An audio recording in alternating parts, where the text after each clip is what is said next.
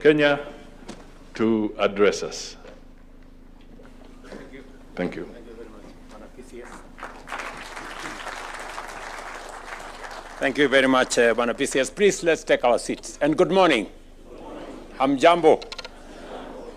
Thank you very much.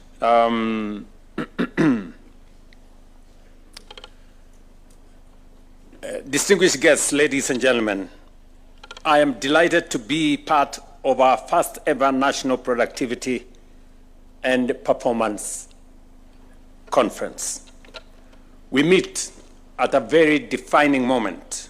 We are advancing the bottom-up economic transformation agenda in a challenging period, characterized by fiscal constraints, rising expectations, rapid technological change, and fierce global competition. In such times, business as usual is no option. That is why the theme, productivity for fiscal sustainability and service excellence, is more than a statement. It is our growth charter. For 3 days, national and county governments, industry, labor, academia, and international experts have sat together around the conviction that Kenya must build a public service that does not merely function, but one that also performs and delivers. For too long, we have focused the wrong metrics. We counted hours at the desk instead of value at the door. We rewarded the officer who stayed late, not the office that delivered. We mistook motion for progress and presence for performance.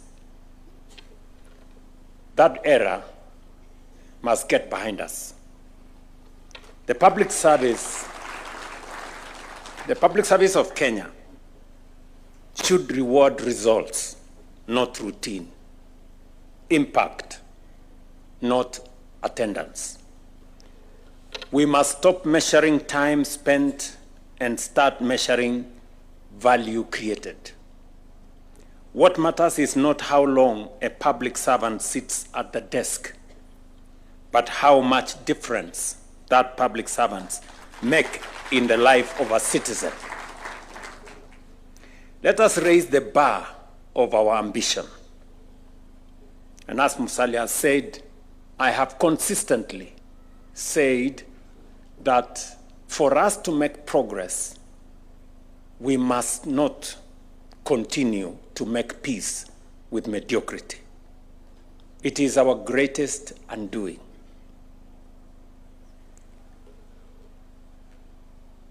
Let us measure ourselves against the very best in the world. The world's most productive economies are not those with the biggest budgets or the most resources. They are those that derive the greatest value from every hour. Data from the Organization of Economic Cooperation and Development, and their representative is right here with us, puts the average worker in advanced economies at about $59 or 7,600 Kenya shillings of output per hour. In Norway, for example, and I was there a few days ago, and in Ireland, it exceeds $100. That is 13,000 shillings per hour. In Singapore, a nation with no oil, no gold, and scarcely any land to speak of, productivity now runs higher than that of the United States. The lesson is simple. Prosperity is not what you possess. It is what you produce. I hope somebody is listening. And prosperity, history teaches us, can be built within a single generation. In the late 1950s, the nations of Africa and the nations of East Asia stood at a similar starting point. Ghana, then the richest country in sub-Saharan Africa, had an income nearly identical to a war-scarred South Korea. One lifetime later, Korea's output has grown tenfold. It transformed itself from one of the world's poorest and most aid-dependent nations into a donor nation, becoming the first country in history to move from aid recipient to aid donor in one generation. What separated them was not resources. Ghana, and indeed Africa, had more gold, cocoa, and fertile land. What separated them was human capital and productivity. Korea invested relentlessly in its people and converted that investment into value. I have been to Korea twice in my presidency, so I know what I'm talking about. And 2 days ago, I had a long chat with the president of Korea. The Korea story is not merely a lesson from history. It is a mirror held up to every developing nation, including ours. Across Africa, productivity grows at barely 1%, maybe at best 1.5% a year, while Asia grows at 3% to 4%. 12 million young Africans enter the labor market every year, with barely 3 million formal jobs awaiting them. No continent can shoulder that weight on stagnant output. Africa will not be lifted by the abundance of its resources, and we have huge resources. We have the largest reserves of natural resources. We have vast reserves of energy resources, including renewable energy. We have huge opportunities for value addition, value creation, but this continent of ours will be lifted by the productivity of its people. Nowhere is this challenge more urgent than here at home. A Kenyan worker's productivity today averages US dollars 7,750 or 1 million shillings a year, placing us at number 142 out of 189 nations. Think about that. Think about it for a moment. We rank in the bottom quarter globally in terms of productivity.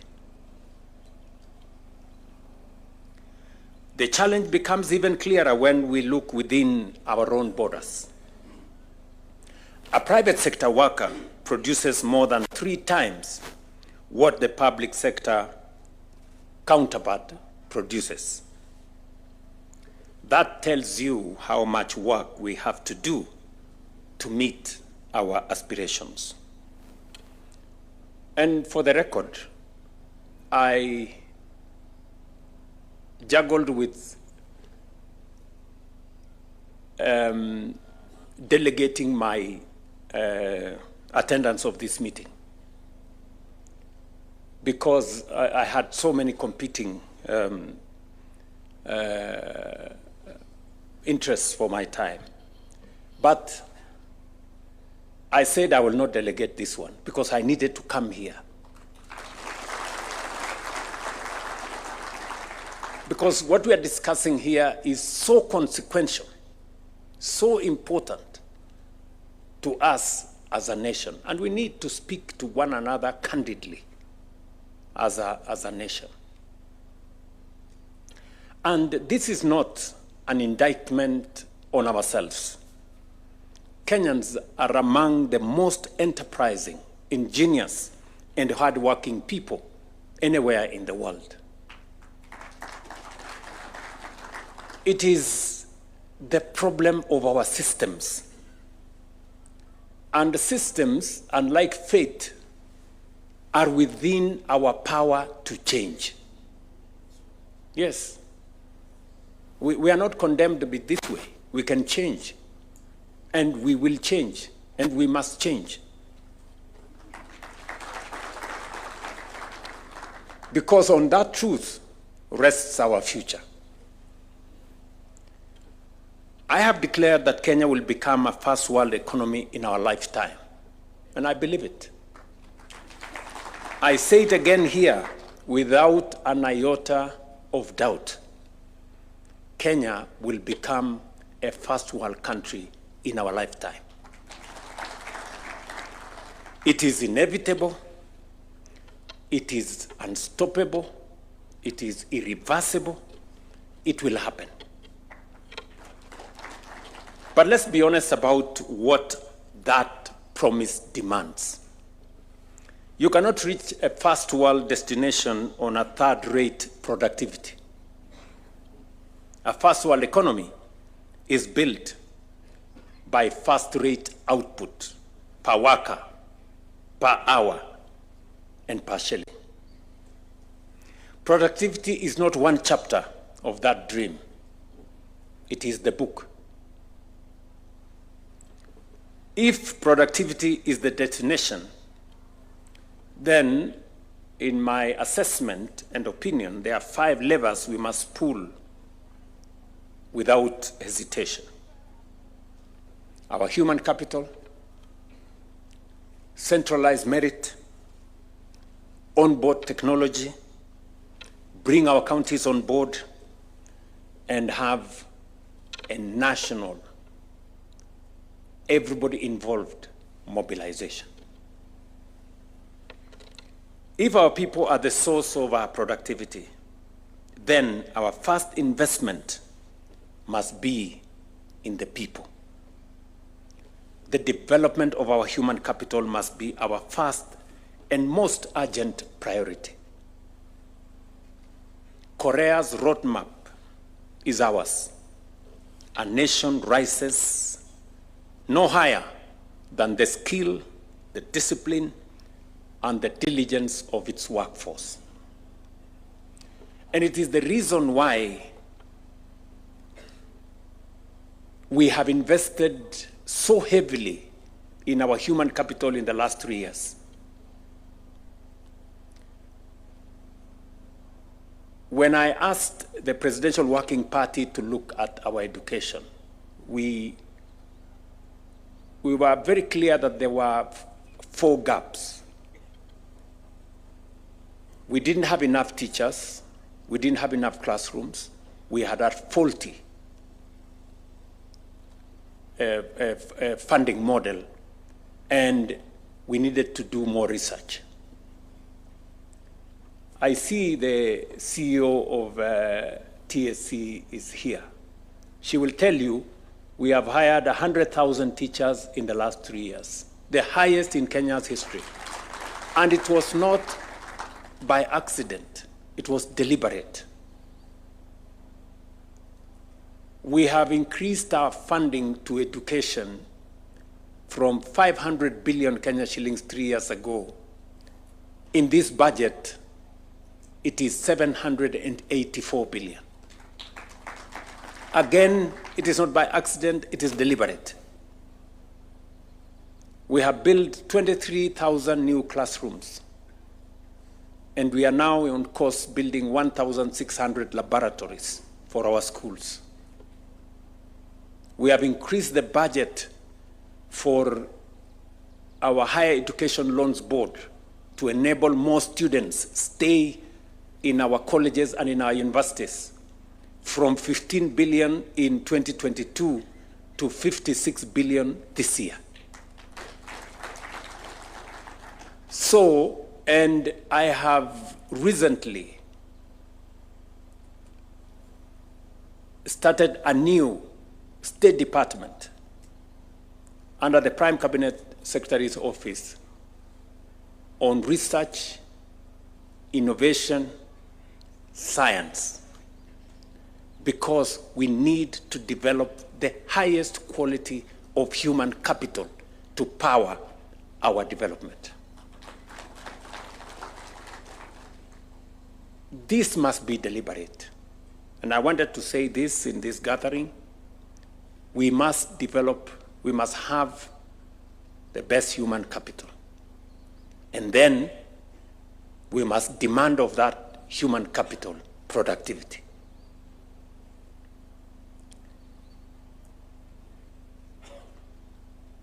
And if you look at the history of Korea, the investment in their education, and part of the reason why I traveled to Korea twice is because we are building with them the Kenya Advanced Institute of Science and Technology in Concert Technopolis, a university that I chartered a month ago that is going to work on some of our very specific science, technology, and innovation areas to be able to sharpen our human capital. We've done the same with Cambridge, and we are identifying some special universities that are going to work with us on specialized fields for us to make sure that we have the men and the women that have the intellectual capacity for our future. We must therefore focus not only on the quantity of education, but more importantly, on its quality. We must build a workforce equipped with the skills, knowledge, and adaptability required for the jobs of tomorrow. Equally important, those already in employment must have opportunities for continuous reskilling and upskilling to remain competitive in what is now, and we all know, a very rapidly changing environment. We must restore merit to the heart of public service. It is our expectation that all public service recruitment commissions to hire on merit, fairness, and transparency, so that only the most competent get the opportunity to serve. Promotion at work must be based on demonstrated results, never on mere longevity. Let advancement be the consequence of contribution. To entrench this culture across the public service, I task the Public Service Commission to ensure that the values enshrined in Article 10 and 232 of the Constitution become the living standard of every public office. We will reward performers and innovators, and we will sanction non-performers without apology. Technology will be our multiplier. Artificial intelligence, automation, and data are rewriting how value is created, and Kenya will not be a spectator in that space. We will invest in digital infrastructure and a leaner, faster, citizen-centered service. 2 days ago, I had interaction with the owner of AI, artificial intelligence, and GTB, whatever it's called. And I asked him a question, because it's now documented that Kenyans are the number one. Kenya is the number one country in the use of social media in the world. In the world. Every Kenyan spends 4 hours and 13 minutes every day on social media. So I was asking this good man, what have you done to my people?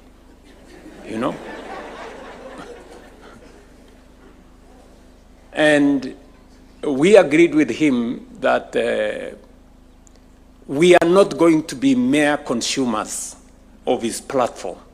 We must be co-creators, and we must begin as a country to appropriate the space around technology and how we can use it for commerce, for learning, for delivery of public service, for agriculture, for trade, for investment, not just for all the other things that social media present. But while technology may accelerate performance, culture sustains it. Technology serves people. It does not replace them. That is why we will embed Kaizen, the discipline of continuous improvement at every level, built on a singular question: how can we do better today than we did yesterday? This movement must reach the counties where the services citizens need most, including health, water, agriculture, and healthy childhood education are delivered. I urge my good brother Abdullahi and the county governments to mainstream productivity, to benchmark against one another, and through the Council of Governors to adopt a county productivity framework. And the Commission and the Steering Committee should work with them. And it should be a whole of society effort. Just as Kenya once mobilized around universal education, infrastructure, and digital inclusion, we must now mobilize government, private sector, labor, and academia together around productivity. Ladies and gentlemen, today we adopt a bold productivity reform agenda. We will re-engineer performance management to measure results, not activity. We will invest in human capital and transform the culture of service. We will tie reward directly to productivity, and we will marry fiscal discipline to productivity so that every shilling collected from taxpayers generates maximum value. We will harness technology under a one government data-driven approach, and we will build the governance and financing necessary to sustain delivery. I have listened very carefully to the chairman of the Salaries and Remuneration Commission. And he has said something very profound about moving our revenue as a percentage of GDP from 14.5% today to 20%. Mr. Chairman, I want to persuade you, we move it to 25%. We can do it. We can do it. Revenue as a result of GDP in OECD countries, my friend is here, is on average 35. The highest, I think, is 45. We are at 14.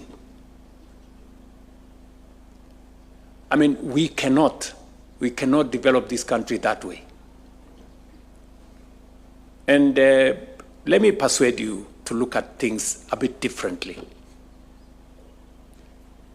Many people did not believe that we have resources that we can use, Kenyan resources that we can use to drive some of our most consequential infrastructure development. You know, many people thought for us to do any consequential development in Kenya, we have to go to the World Bank or IMF or banks or borrow from friends or get bilateral loans or things like those. Let me give you one example that is real in Kenya. We have built 300,000 housing units. We have built 480 modern markets, and we are building hostels for 180,000 college and university students in Kenya at a cost of $9 billion. Not a single shilling has been borrowed from anywhere. It's all our national resources. It's all our money. I mean, somebody will ask, where was all this money? We just mobilized it. Us, the people working, you know, with just 1.5%, we have mobilized resources that is transforming Kenya in a very, very fundamental way. Check the skyline of Nairobi. Check the skyline of every city, Eldoret, Mombasa, Kisumu, Kakamega, Thika, wherever. The skyline is changing.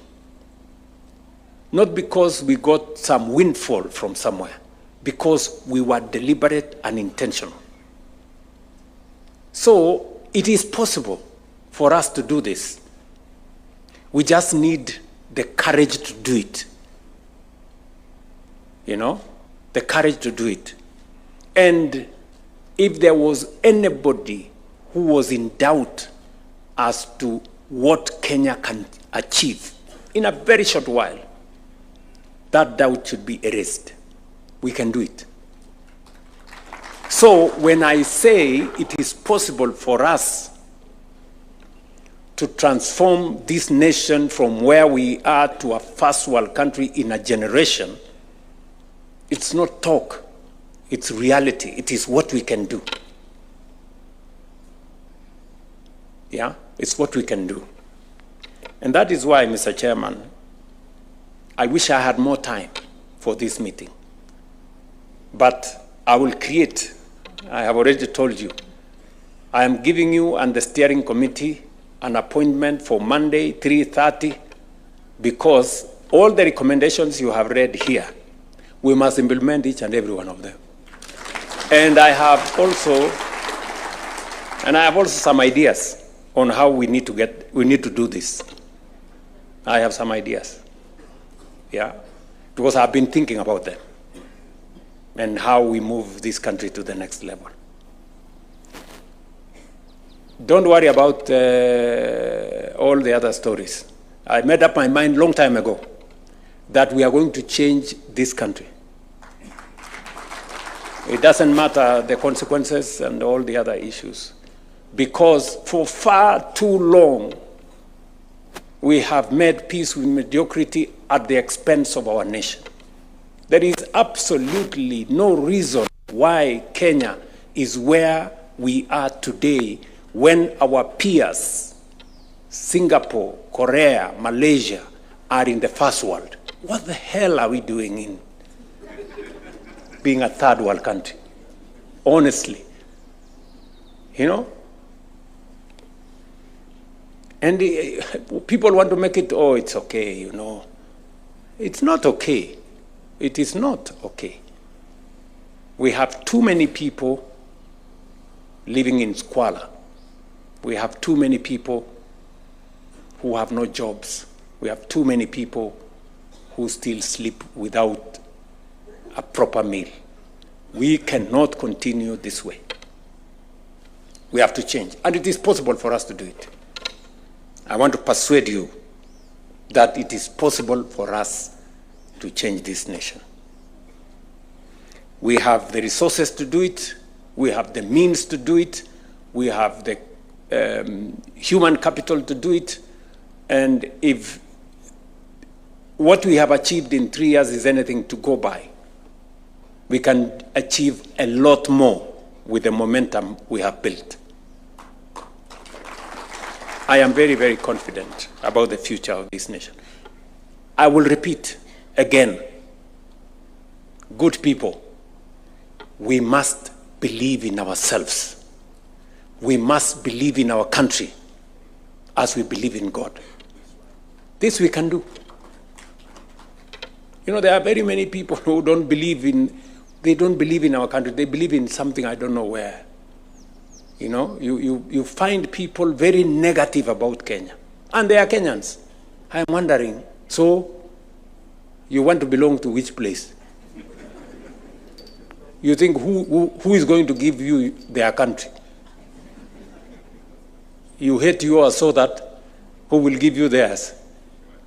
Nobody. If there is a problem in Kenya, let's fix it. It's our country. We must fix it. You know? Whatever it is that is there in Kenya. And I'm telling us as a people, let us work together. We must protect our country. We must focus on our development. And we must never allow things that take Kenya backwards, you know. I hear some people, you know, the other day I saw some people there saying, oh, we want to shut down the country. Or we want, you know. We will defend the right of everybody because we are a country that believes viciously in order. We are a civilized nation. We are an organized society. We believe in the rule of law. We protect everybody's right. It is right for every citizen who has an issue to petition or to protest, and we must protect their right to do so. We must also protect the right of our children to go to school and learn, and our farmers to go to the farms and produce food so that we don't sleep hungry. And the business people, we must protect them to go to work, to do business. We must protect every worker to go to work so that we can raise our productivity. So we must protect the right of everybody so that we have a functioning, civilized, orderly, democratic, constitutional nation. And we are going to do it together. The public service,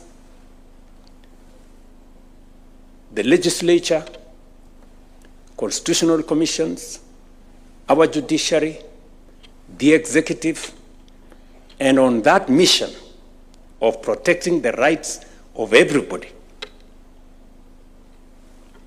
I will lead that charge. I will be right at the forefront. Yeah, because that's how we keep our nation as to what it is. And the one thing that is not going to happen is that people will be mobilized to destroy property or to cause chaos or mayhem. That will not happen. Children will go to school because it's their right to go to school. Workers will go to work because that's how we raise the productivity of our nation. And businesses will go open their businesses and grow our economy. And farmers too, and everybody, so that we can take the nation forward. The distance between where we stand today and where we aspire to be will not be measured by time. It will be measured by productivity. And if we commit ourselves to that task, then within our lifetime, Kenya will take its rightful place among the developed nations of the world. I believe it. It will happen. And I want to encourage you that we walk together this journey. So, Mr. Chairman and your steering committee, 3:30 on Monday. Asanteni sana. Thank you, Your Excellency. With your permission, Your Excellency, I'd want us to transition to the award ceremony. So we'll request that you remain on. National Government Coordination, Ahmed Abdusalan, to come and run this session, and also invite the Chair SRC together with PCS to flank His Excellency as we now progress to the award ceremony.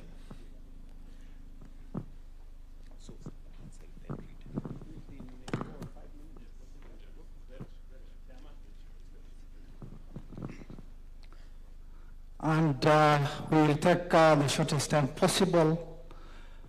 I think the way to go now is build our country. Let's all say, yes, we can. Yes, we can. Thank you so much. Thank you, Your Excellency. Without taking a lot of time, I will proceed to the next session. And Your Excellency, we have already issued most of the awards. And we will now take this opportunity to award the best ministry in performance contracting, which is Ministry of Defense. I will request the CS to come forward.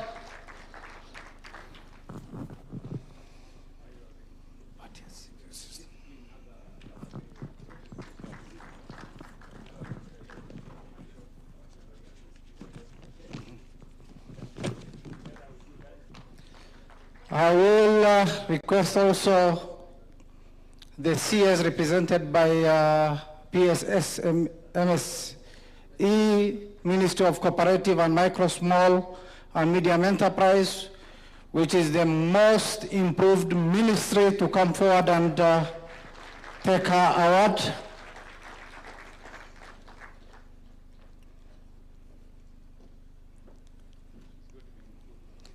Thank you so much. I will request State Corporation and State